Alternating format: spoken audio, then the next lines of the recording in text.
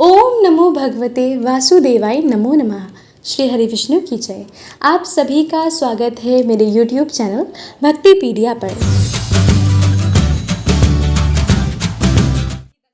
आज के इस वीडियो में आप रसपान करने वाले हैं परवर्तिनी एकादशी की व्रत कथा का।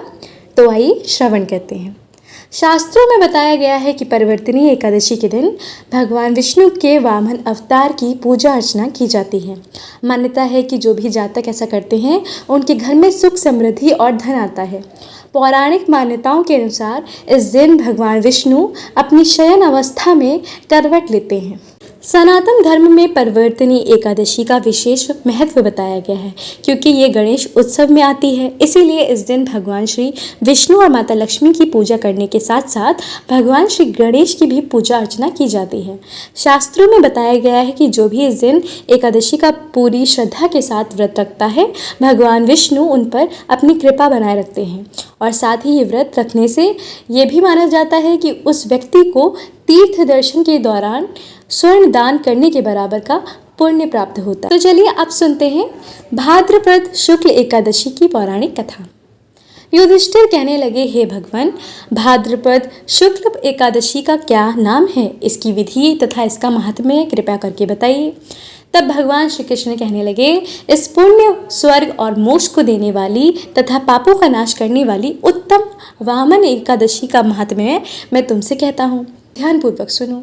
परवर्तिनी एकादशी जयंती एकादशी भी कहलाती है। इसका यज्ञ करने से वाजपेयी यज्ञ का फल मिलता है।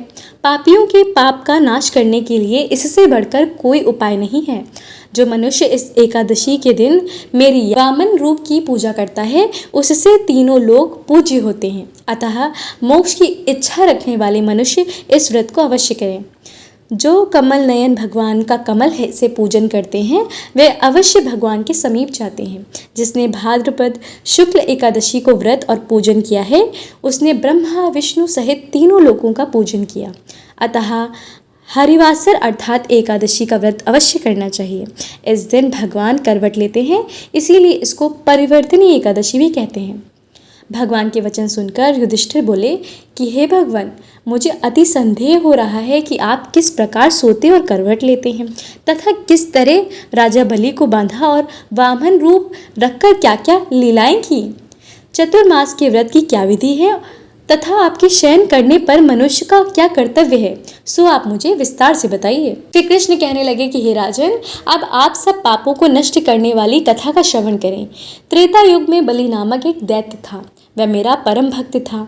विधिवत प्रकार के वेद सूक्तों से मेरा पूजन किया करता था और नित्य ही ब्राह्मणों का पूजन तथा यज्ञ के आयोजन करता था। लेकिन इंद्र से द्वेष के कारण उसने इंद्रलोक तथा सभी देवताओं को जीत लिया। इस कारण सभी देवता एकत्र होकर सोच विचार कर भगवान के पास गए।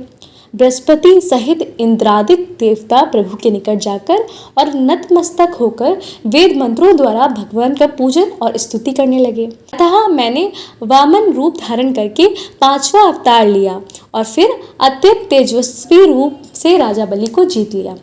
इतनी वार्ता सुनकर राजा युधिष्ठिर बोले, हे जनार्दन, आपने वामन रूप धारण करके उस महाबली दैत्य को किस प्रकार जीता? श्री कृष्ण कहने लगे, मैंने वामन रूपधारी ब्रह्मचारी बलि से 3 पग भूमि की याचना करते हुए कहा, ये मुझको 3 लोक के समान है और हे राजन, ये तुमको अवश्य ही देनी होगी।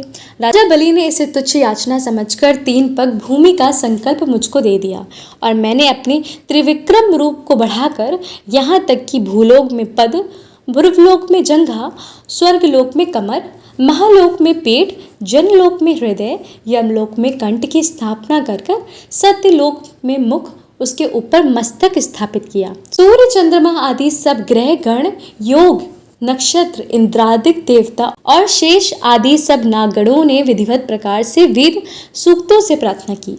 तब मैंने राजा बलि का हाथ पकड़कर कहा कि हे राजन, एक पद से पृथ्वी, दूसरे से स्वर्गलोक पूर्ण हो गए, अब तीसरा पग कहाँ रखूं? तब बलि ने अपना सिर झुका लिया और मैंने अपना सर उसके मस्तक पर रख दिया, जिससे मेरा वह भक्त पाताल को चला गया। फिर उसकी विनती और नम्रता को देखकर मैंने कहा कि हे बलि, मैं सदैव तुम्हारे निकट ही रहूंगा। विरोचन पुत्र बलि से कहने पर भाद्रपद शुक्ल एकादशी के दिन बलि के आश्रम पर मेरी मूर्ति स्थापित हुई। इसी प्रकार दूसरी क्षीर सागर में शेषनाग के शठ पर हुई। हे राजन, इस एकादशी को भगवान शयन करते हुए करवट लेते हैं, इसीलिए तीनों लोकों के स्वामी भगवान विष्णु का इस दिन पूजन करना चाहिए। इस दिन तांबा, चांदी, चावल और दही का दान करना उचित है। रात्रि को जागरण अवश्य करना चाहिए। जो विधि पूर्वक इस एकादशी का व्रत करते हैं वे सब पापों से मुक्त होकर स्वर्ग में जाकर चंद्रमा के समान प्रकाशित होते हैं और यश पाते हैं। जो पापनाशक इस कथा को पढ़ते या सुनते हैं उनको 1000 अश्वमेध यज्ञ का फल प्राप्त होता है। तो ये थी परवर्तिनी एकादशी की कथा। बोलिए गोविंद की जय, नारायण की जय।